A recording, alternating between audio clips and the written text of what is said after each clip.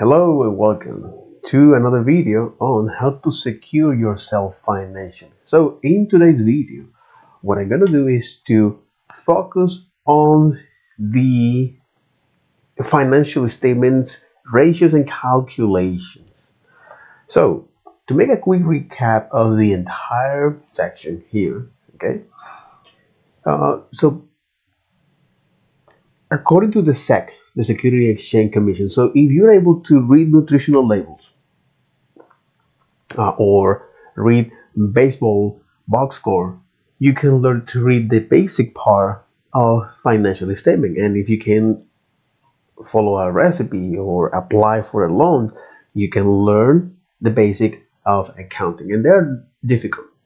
They are rocket science. So the whole point of this section here is to give you basic understanding, much like CPR course, this cardiopulmonary resuscitations course train you to perform basic CPR, but it will make you a cardiac doctor, much like this section is about when it comes to give you this basic understanding about how to read these financial statements.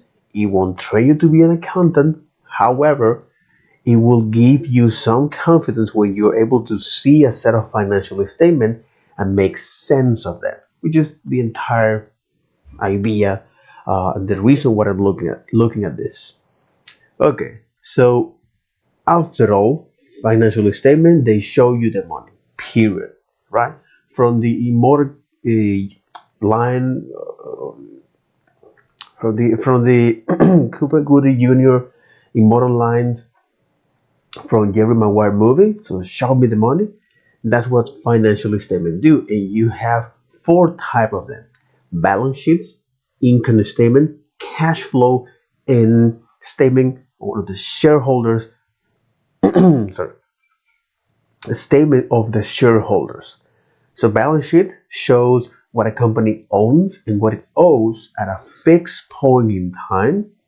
Income statement, how much money a company made and spent over a period of time.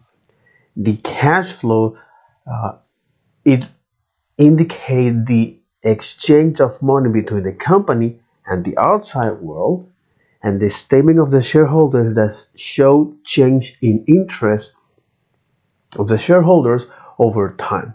So the balance sheet, the TLDR, this is a snapshot of the company assets, liabilities, and shareholders' equity, whereas the income statement, the bottom line of this statement, shows if a company made a profit or not. So you can think of this statement as a set of stairs, right? That you start at the top, right? In any time you go down the step, anytime you go down one step, you make a deduction associated with that cost until you reach the bottom of the stairs to see if the company actually made a profit or not. And then the cash flow here, it reports the company inflow and outflow of cash. Something very important, because company, much like people, need to have cash on hand to buy assets or pay expense. So this statement reuse information from the balance sheet and the income statement, and the bottom line of this show the net increase or decrease in cash. So the cash flow statement review the cash flow from one of these activities: operating, investing, and financing. So in operating, we have things, or what it does is to look at the sorry, to look at the net income from the income statement, analyze it, and conciliate with the total amount of cash that was used or perceived from one of these activities.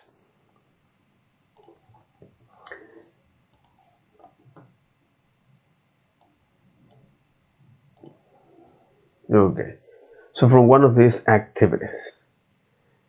And these activities, uh, or these operating activities, can be broken down into operating assets and operating liabilities. Whereas in operating assets, we have things like accounts receivable, inventory, property, plant, and equipment, prepay expense, such as uh, premium in premium or premium insurance, such as health, home, vehicle, in case of liabilities, life, long-term care, disability. And in the long-term care, it can, so you have things like nurse healthcare or home healthcare. Keep looking at other common operating assets like the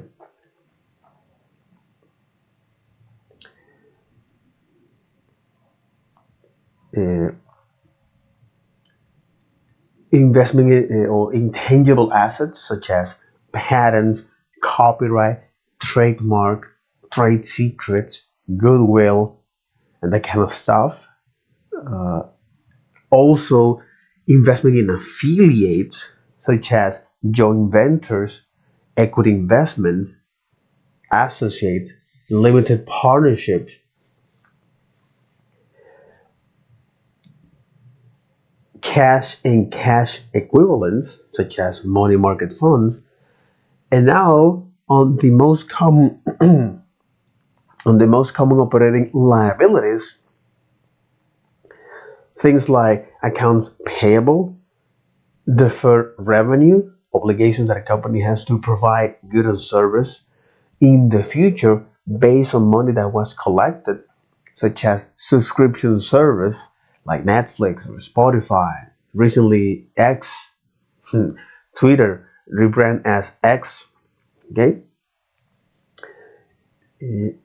accrue expense such as salaries, uh, utility bills, taxes, administrating salaries, and also rent. So rent, utility bills, administrating salary, taxes. Also the short-term borrowing, for example, from banks or line of credits, perhaps with trade credit. So such as when you negotiate with your providers and vendors uh, to when you reschedule a payment with your providers and vendors. Also, I look at for example, the short-term borrowings, the outstanding invoice or payroll advance, notes payable, which is something that most is one of the backbones of the economy. So notes payable is an agreement between the borrower and the lender where the borrower outline all the terms and conditions for that loan. You can have banks or business where here it so example of this are venture capitalists, venture capitalists, financial institutions, also governments or company that when they issue bonds. You can also have trades payables with your providers and vendors. Uh, Also for individuals. Okay. Another important thing is the income taxes, such as corporate taxes or sale taxes. So the sale taxes are from state, local, or federal, even foreign, as well as VAT, the value added tax, okay, which is a tax imposed at every stage of the production and distribution of certain good and service, where the customer ultimately pay the full VAT for that. And so yeah, you have the VAT here,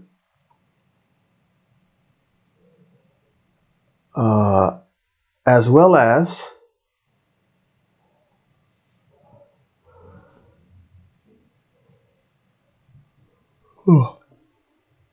sorry, as well as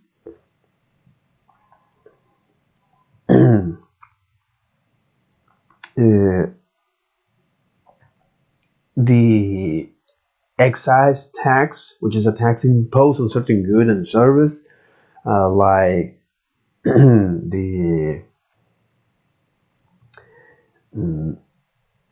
alcohol, tobacco, gasoline,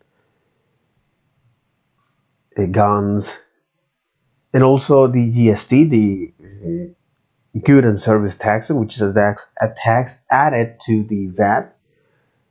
And also I look at other common operating liabilities like warranty obligations, which is the responsibility or the obligation that a company has to provide or fix, replace a defective product or a product that doesn't meet certain quality standards. So you have for parts or manufacturers, vehicles, software.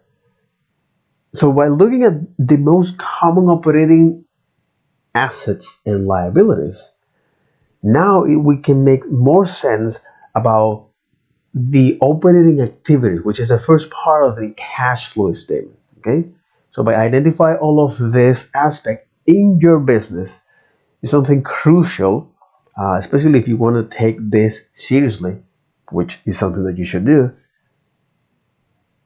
And that's what it does. Okay, so the first part of the operating activity, what it does is to look at the net income from the income statement, then conciliate with the total amount of cash that was used or perceived from one of these activities that I mentioned before. And the way to adjust that is by looking at the net income and adjust that for any non-cash items. Sorry, for any non-cash items that affect the state of the income statement, but without any cash involved, such as amortization and depreciations or stock-based compensation, which is something that I'm going to describe that later, as well as adjust the cash flow from all of these operating activities that I mentioned before. Okay, this is again broadly speaking. And then I look at the investment activities or investing activities, which most of the time rely on the purchase or sale of long-term assets, such as property, plant, and equipment, investment, uh, leaseholds improvement. So then I look at the financing activities, which these sections, according to Investopedia, focus on how a company raises funds from creditors and pays them back through capital markets. So this section also helps investors to see how often a company is raising funds, because if a company is constantly relying on taking out of debt or issuing equity, that might be not a good sign of an investment. However, if the vast majority of the cash flow comes from operations, that might be a good sign of investment. Again, the devil is on the detail. Life is not that simple at all. So the most common activities involved in the financing here are raising funds from creditors and investors, or uh, repay them, repay the debt to them, or distribute earnings, such as issuing equity is one of them. Issuing debt is also repurchasing stocks, leasing, repayment of debt. So this is just a couple examples of these financing activities. And then I look at the footnote and how important it is, because it's packed with a lot of information, such as significant accounting policy and practice. So how this company is adhering to GAAP, or the international financial report standards, like this, uh,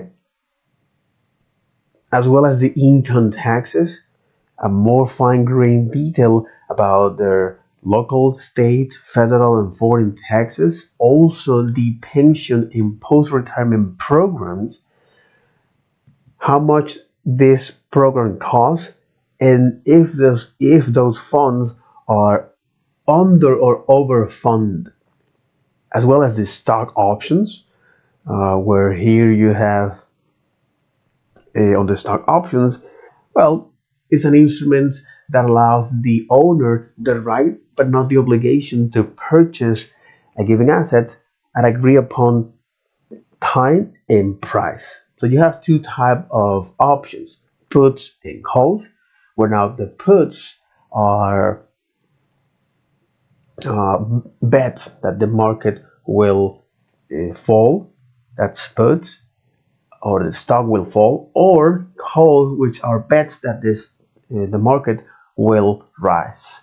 And this is just part of the equity derivatives, meaning that the value of the stock options is based on an underlying assets, group of assets, or benchmark. So okay, this is the footnotes. And then I also look at the MD&A, which is the management discussion and analysis of financial conditions and report and result of operations, where from the management eye provide insights to investors about important trends that have shaped the company path and likely shape the company future. So in there you can see things like macroeconomic trends, and how certain variables are affecting the company, such as the income taxes, different jurisdictions, um, as well as economic downturns, or economic downturns, uh, and where this company is going. Uh, so this is something very, very interesting, and it's useful for investors when they want to see that. Okay, and then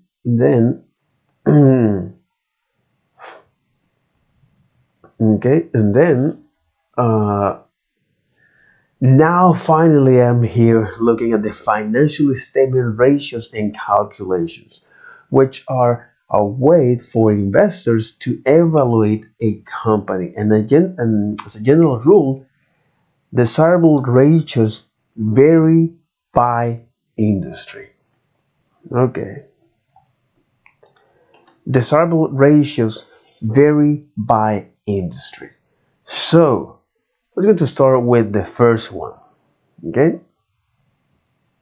So they mentioned that you have probably heard banter around phrase like, or you have probably heard speaking about or banter, speak around phrase like speak or banter. Interesting. Banter. Banter. Okay. Okay. Banter. Joke. Jesus, again. You have probably heard people banter around phrases like PA ratio, current ratio, and operating margin. Okay? PA ratio, now I know what it is. Price per earning ratio, current ratio, and operating margin. But what does this term means and why they don't show up on financial statement? So they don't show. So this term. So this term you don't find them on financial statement because these are ratios and calculations that is used to investors when it comes to analyze a company, when it comes to evaluate a company. Okay, so these are not part of the accounting principles. This is more like from the investors toolkit. Okay, okay. So as a general rule, desirable ratios vary by industry. So if a company has a debt to equity ratio 2 of 1,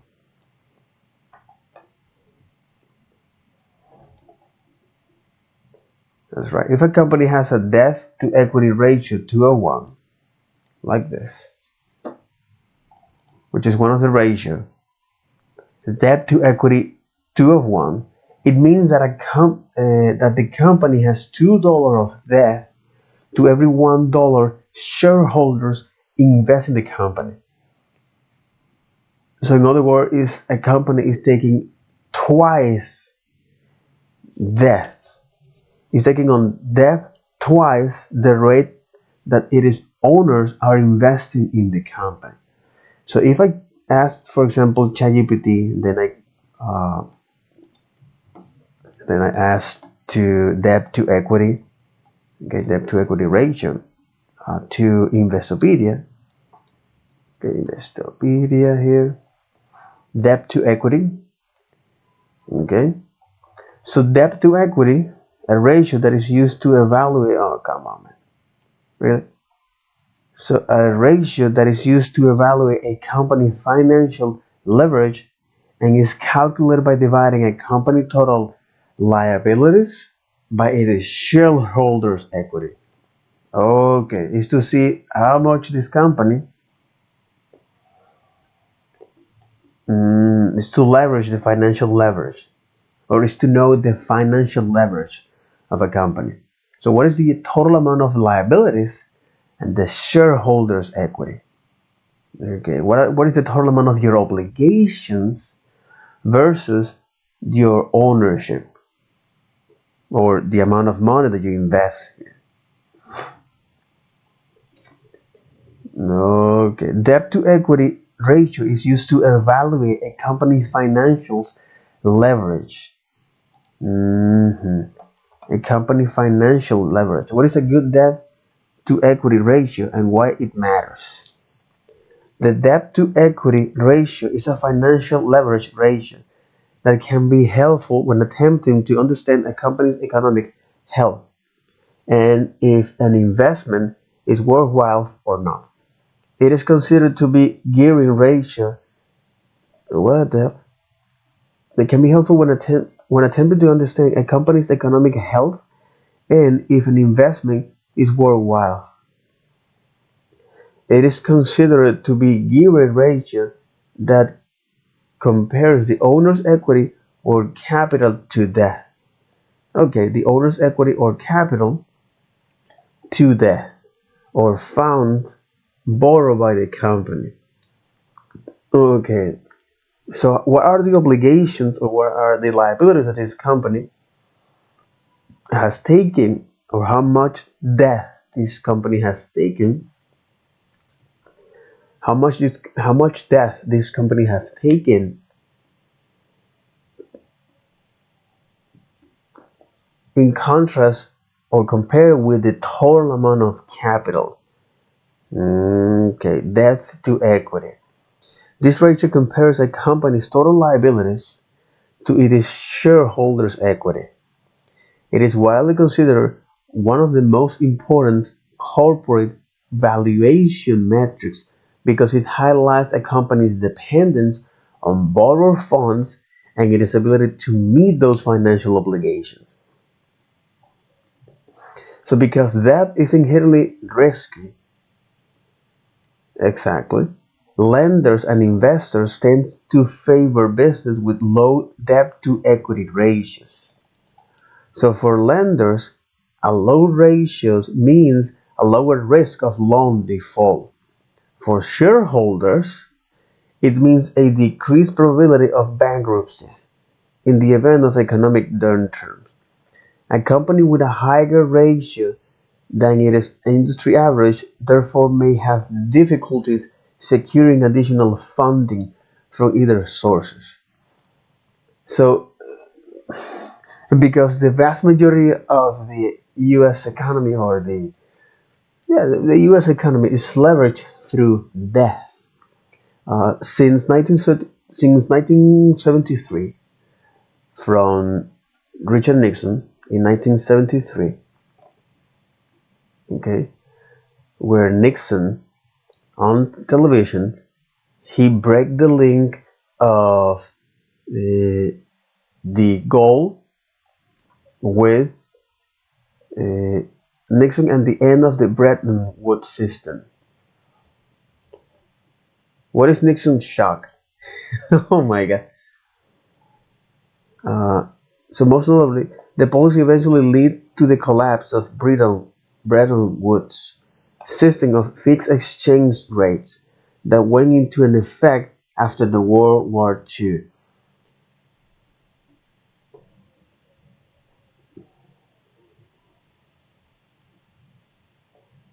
It's protecting the US dollar from international money speculators. Nixon cited tax cut as 90-day olds, but the whole point of this is Nixon.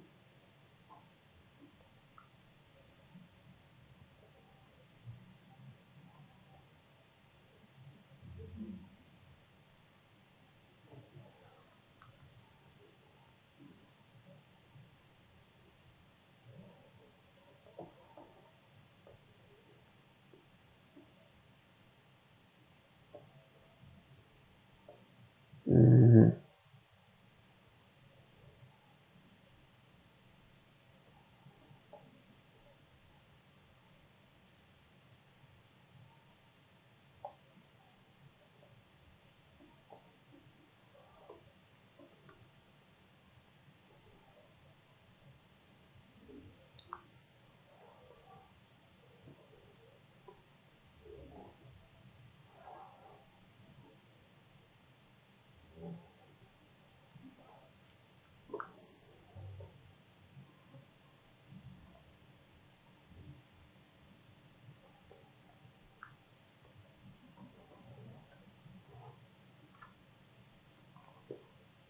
So what it does, Nixon, is to break the link between the US dollar to gold, which is something of the gold standards. What was the gold standard and how did it work? The gold standard is a monetary system in which the value of the country currency is based on the fixed quantity of gold. This is the gold standards. So in practice, central banks make sure the domestic currency, paperwork, the domestic currency, paper money, was easily convertible into gold at a specific fixed price. Gold coins also circulated as domestic currency alongside other metals, coins, and notes. When and why did Nixon end the gold standards? The President Richard Nixon closed the gold standard window in 1971 in order to address the country's inflation problems and to discourage foreign governments from redeeming more and more dollars for gold. That's exactly. This is something that and this is something that mhm. And this is something that Ray Dalio mentioned that back then in 1973, in 1971, 1973. So Nixon break the link between the paper money, the US dollar, to gold because it wants to discourage foreign governments from redeeming more and more dollars to gold. So they want to break that link. So they don't want to provide more gold to other foreign governments because they know that the gold is one of the foundation of the economic system. Jesus fucking Christ. Okay, okay, interesting. So, so, so, that'll be all for this video. Take care. Bye bye.